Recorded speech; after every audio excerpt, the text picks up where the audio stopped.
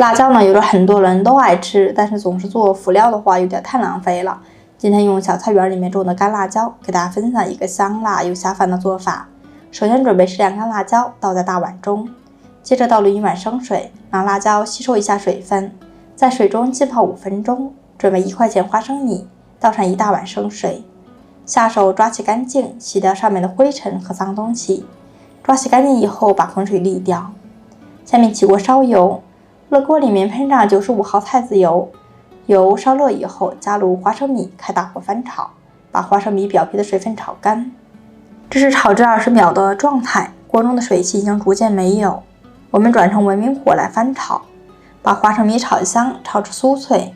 这是翻炒2分钟时的状态，可以听到锅里有花生米噼里啪啦的响声。像这样，花生米就是炒好了。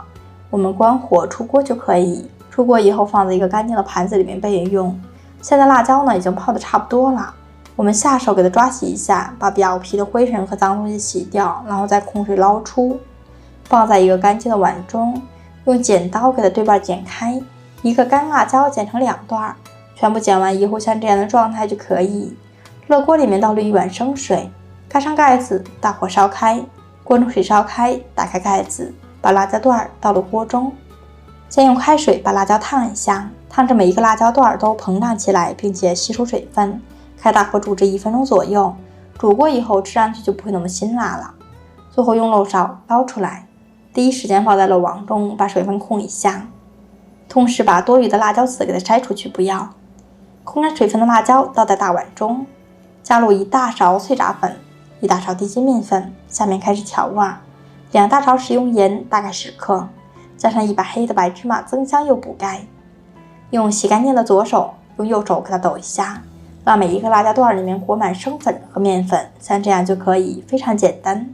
锅烧干以后，倒入95毫菜籽油，油稍微多来一点，先开大火把油烧热。中途呢，我们观察油温变化，等到油温烧至70%热的时候就可以了。筷子放进去，周围冒几小气泡，像这样的状态就行了。全程开大火，把辣椒段放进去炸制。炸至辣椒的颜色由红到微黄时就可以了，大概30秒左右。然后我们用漏勺把辣椒捞出来，第一时间捞在漏网中，把油控一下，再次把油烧热，烧至80%热，把辣椒再次倒入锅中复炸。这一步呢是为了把辣椒炸至干香，炸透，炸至10秒钟就可以捞出来了。这个过程一定要快。另起锅倒油，凉油的时候加入1勺红色辣椒面，1把孜然粉，1勺白糖中和一下辣度，1勺食用盐，1把黑芝麻增香。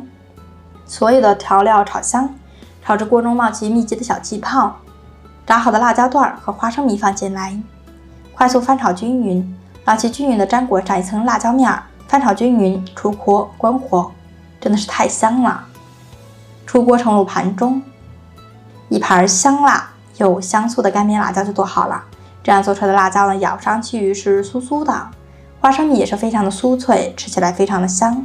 辣椒经过这样处理以后，吃上去不会那么辛辣，可以放心多吃一点。无论是用来拌饭、拌面条，还是用来当做菜品，都是非常不错。